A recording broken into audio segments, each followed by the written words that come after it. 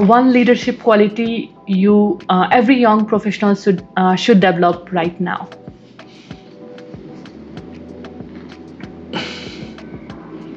Understands others' feelings and react on that. Okay, empathy. One book that changed how you think.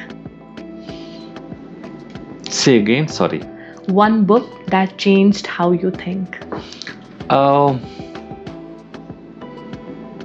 In Search of Excellence. That is one of the book Okay. I could recommend.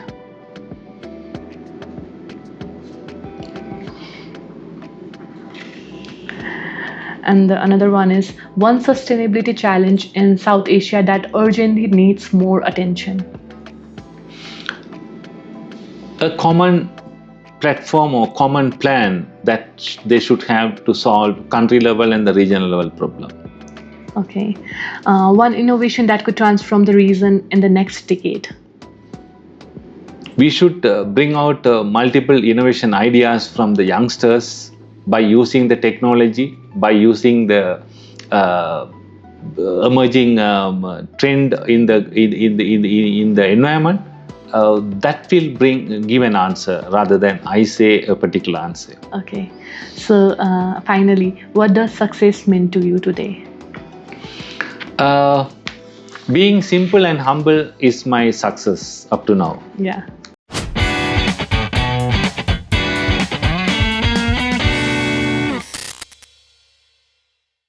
Welcome to the VMAG podcast series. I'm Swikriti Manandar, your host for today, and we have an exceptional conversation lined up for you. Our guest has dedicated more than 2.5 decades to some of the most challenging topics of our time, which is plastic pollution, climate resilience, sustainable development, and the work of entrepreneurships to drive real change. Today, we are joined by Sinnathamby Vijayapala, a development practitioner, researcher, sustainability advocate, and project management specialist whose work spans Sri Lanka, South Asia, and beyond. Now, I would like to extend a very warm welcome to Vijay sir to our show. So, before we dive in, how would you like to describe your professional journey in just one sentence? Okay. In simply, I am a practitioner who find solutions by doing research and being a researcher by learning. Okay, so many people see research and implementation as a separate worlds, so almost different languages. Why do you believe they must be connected?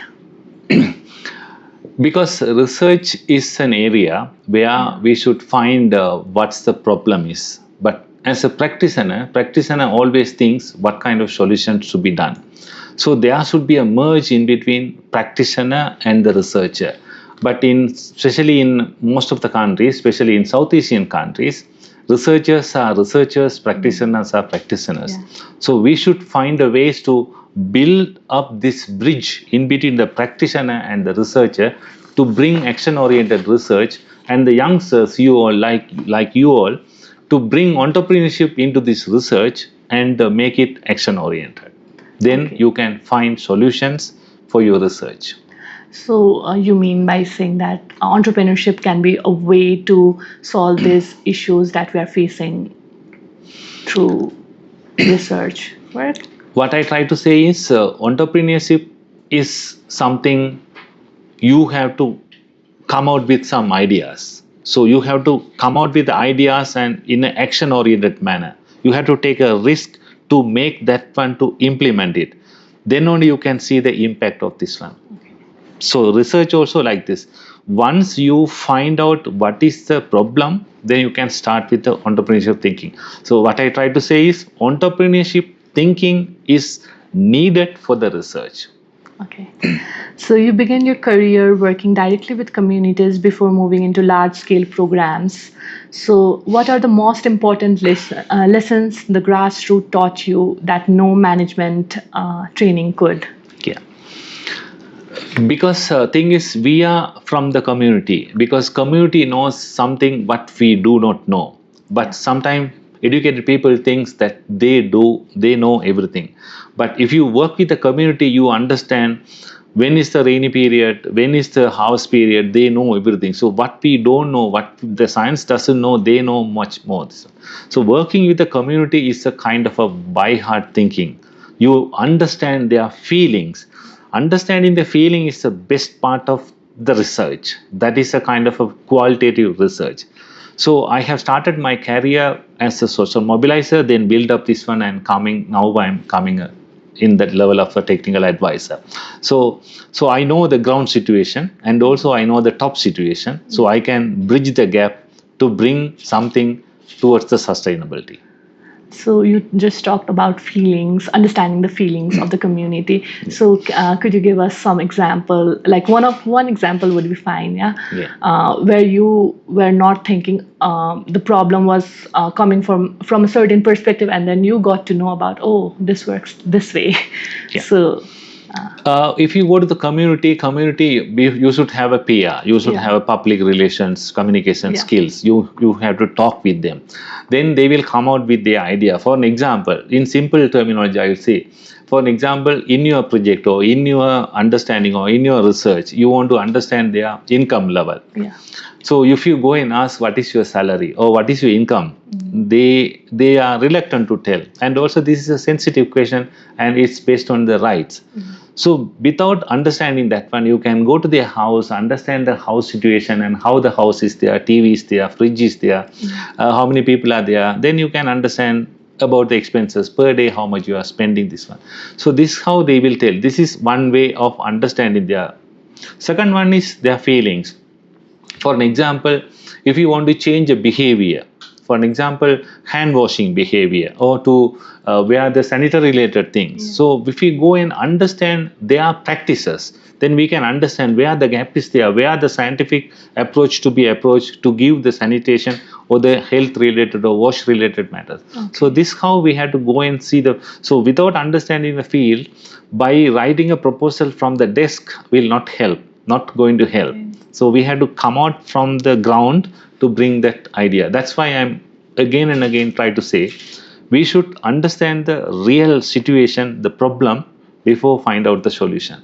We can't go with the solution to answer. We have to come out with the problems and find the solutions. So it's 27 years of experience. So what do you think is most shaped your leadership philosophy over this 27 years of experience of yours in your career? Leadership is something different terminology, but we have studied leadership. More or less, I have practiced the leaderships. I have practiced the leadership in different styles in different places. Whenever you go to the community, you be with the community. That's why in the first also I said, I'm your friend. I try to be your level. So you have to come out with that kind of understanding. That is the leadership. Rather than showing your power and authority, you have to go with the community and be with the community and show you are part of the community. Then only you can build up the sustainable development. So leadership styles may be vary. For an example, if I am going to have a discussion with a high-end colleagues from the university and the intellectual, that time I will use a different way of approach. That is from the top to bottom approach. At the same time, in the middle managers differently. So everywhere I can use the same leadership styles. Since I earned the experience for last 2.5 decades, the leadership is evolving structure. So evolve, and also you should have a mechanism to understand and use it where it should be used, when it should be used, and to whom it should be used. So your doctoral research at University of Colombo focuses on circular entrepreneurships and open innovation inside Sri Lanka's plastic recycling industry. So what drew you to this specific intersection of business models and environmental challenges? Okay, this research is presently going on. It will take another 3 more months to complete this one. So it's too early for me to come out and say this is the finding, but I will explain you. So this will analyze the circular entrepreneurship and also the open innovations, because if you take the logics or the institutional related logics and the process are the two are the binding factor affecting this innovation and the circular entrepreneurship. So my research will come, for an example, if you take the plastic waste is one of the biggest issue in South Asia and beyond. So this is going to tackle about this plastic waste, how this plastic could be convert as from waste to a resource, how this can become an entrepreneurship, how this can bring a business. So this research will come out with some ideas how this will be a best business, and how this recycling in Sri Lanka is going to be one of the leading business on this one.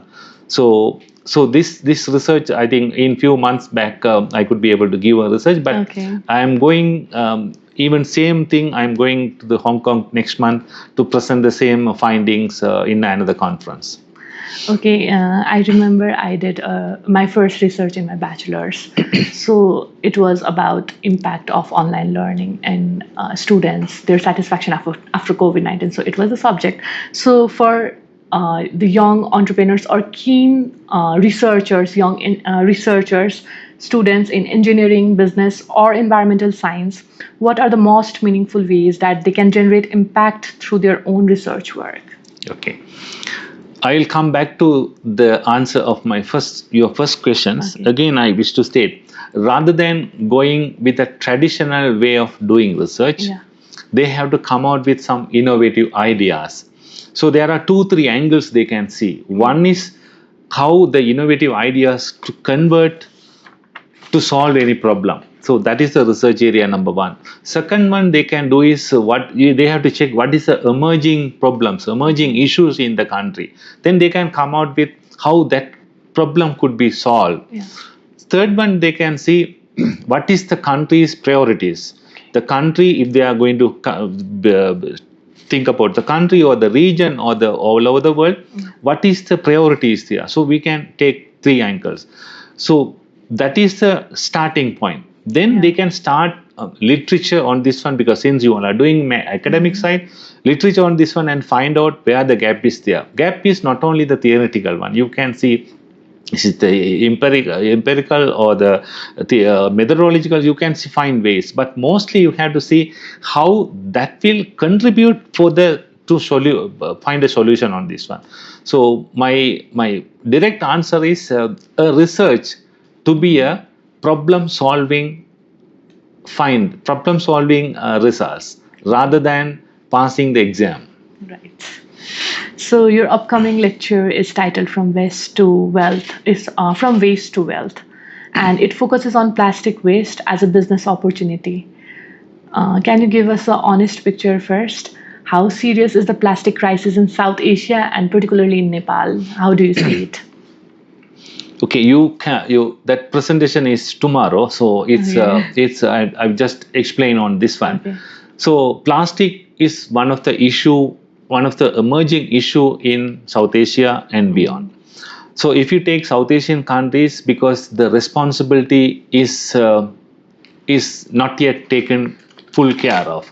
So even though these municipalities are taking care of removing this waste, but nobody is thinking about, or less people thinking about, why always thinking this is a waste. So even for an example, if you think about drinking a water, after drinking a water bottle, we just throw the water bottle and go. But we do not think how far that's going to be impact, how far that is going to be pollute the environment. So this research is focusing on how this kind of waste, especially the plastic waste, can convert as a resource. Why I am saying resource is a kind of a investment or kind of a money. So how that can convert into money. So especially for the engineering students, because this is going to focus on the engineering students and all the business students. So engineering students, what they can think about this, how these bottles can convert into a different product. That's called recycling. So it could be a mechanical recycling or it could be a chemical recycling. So how they can think about that manner. That is an innovation. From the entrepreneur on the business administration, students can think about how this product can be sold, how this product can be marketed, how this product can create another impact to the environment. So this is a mixture of the producing and also marketing on this one. So by what we can do is we can't 100% we are not going to reduce the plastic, but we can eradicate the plastic, but we can reduce the plastic amount in the country or in the region by recycling it. At the same time, there are triple R concept. Reduce also can be done, and the reuse also. So that can be promoted among the community that they should use reduce this one, because nowadays you can go and see even in Sri Lanka they have implemented a new circular saying all the government officers should not use plastic water bottles in their offices. So it's a kind of a awareness make, and then government can come out with policies. So this research will mainly focus on giving a trigger point for the students to come out with some ideas on how they can contribute to the nation. So correct me if I'm wrong. Is it related to circular economy too? Yeah, this is not a linear economy. This is linear economy means you can produce a product, then use it and throw it. But this is a circular economy. So you have to circulate, because after waste, I said, after you throw the bottle, that's end of the life. That's end up with somewhere else in the water or in the land area. But here we are going to use that waste again resource. Again, it's going to be circle. That's why it's going to be a circular economy. It's going to create another value and another life for that product.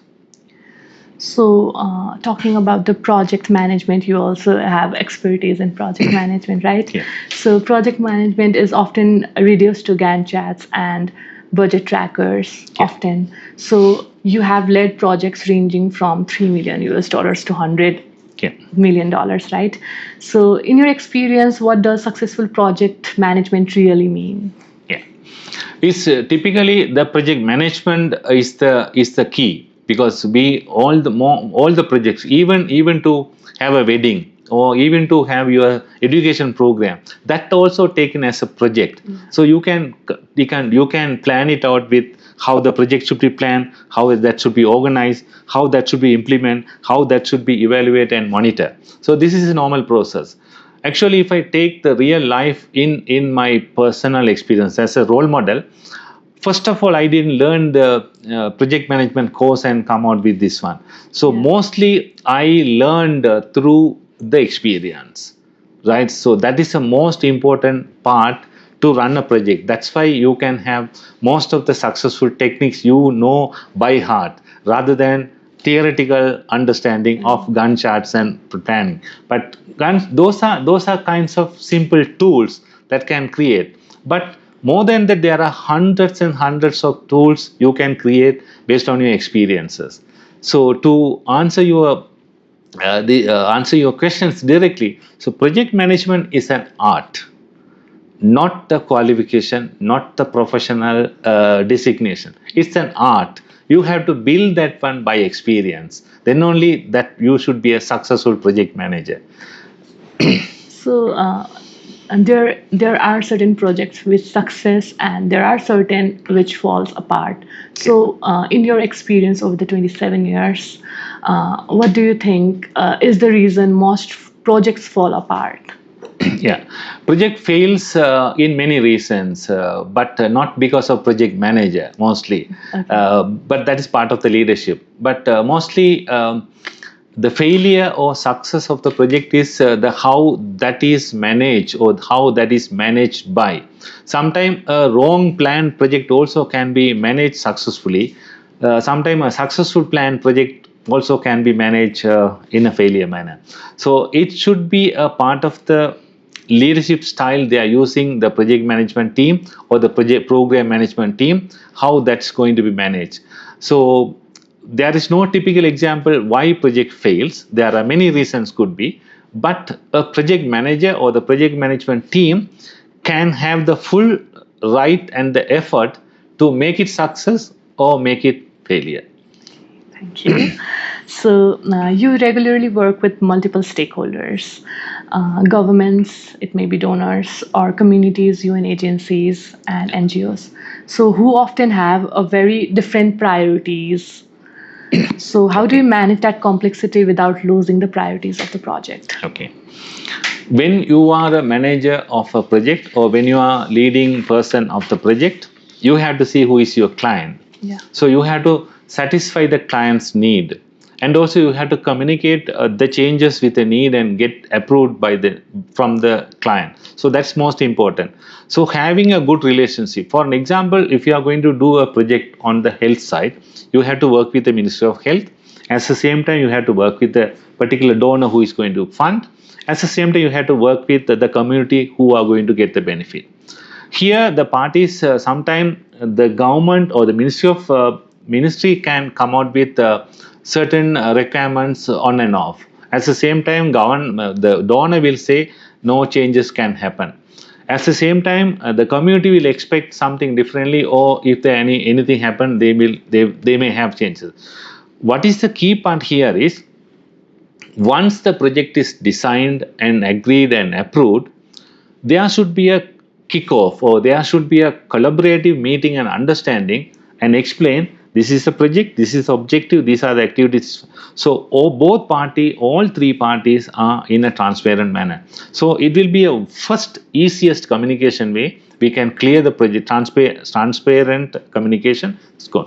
Even though in future, if there are any changes going to be happen, the request should come from the change request people, and it should be approved by the donor. Then only the project management can go ahead with the changes. So if we can follow that basic fundamental rules of the project management, it's easy to run the show.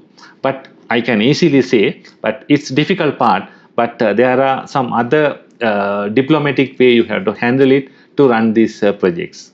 Yeah. So I think we came to the end of the our podcast. So the final question would be, if a student listening right now wants to make a difference, not find a good job but actually contribute to the world, where should they begin with or from? Yeah. There should be very rare students like that if they are thinking, but what is my advice is, because this is they have spent money and earning this degree to earn their income and their lifestyle in the future. So they have to think about the market, labor market, what is there. Based on that, they can develop their career. Otherwise, they have to convert their learning towards that one. So they have to have a change mind, or they have to plan in advance. So they should be flexible on this one rather than getting stuck. So in one word, what I can say is, be flexible to adapt the situation. Okay, we are at the end of our show. So, Vijay sir, it's been really inspiring and engaging conversation with you, and a reminder that the solution to some of our biggest environmental challenges already exist. They just need the right minds, the right models, and the right courage to scale. For those who want just to go deeper, Vijayapala sir will be delivering a lecture titled From Waste to Wealth, Turning Plastic into Business Opportunities through Chemical Recycling and Circular Entrepreneurships. I encourage everyone listening to engage with that work too. You can connect with Vijayapala sir on LinkedIn. The link is in our show notes, and follow his ongoing research and project there. Vijayapala sir, thank you very much for your insights, and this conversation really has been a meaningful and engaging conversation with you. Thank you, sir. Thank you very much, and thank you very much. Namaste.